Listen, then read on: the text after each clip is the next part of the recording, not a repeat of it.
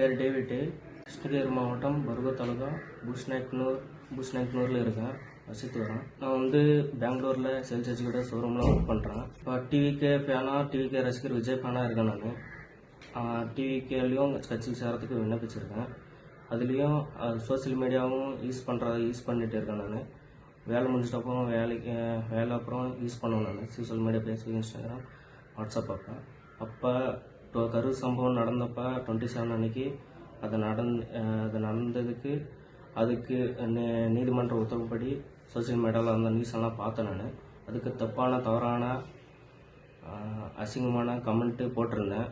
அதற்காக இன்றைக்கி 5 அக்டோபர் இன்றைக்கி போலீஸு செயின்ட் தாமஸ் மவுண்டனில் கிரைம் போலீஸாக வழக்கு பதிவு செஞ்சு கூட்டிகிட்டு வந்தாங்க, அரெஸ்ட் பண்ணியிருக்காங்க.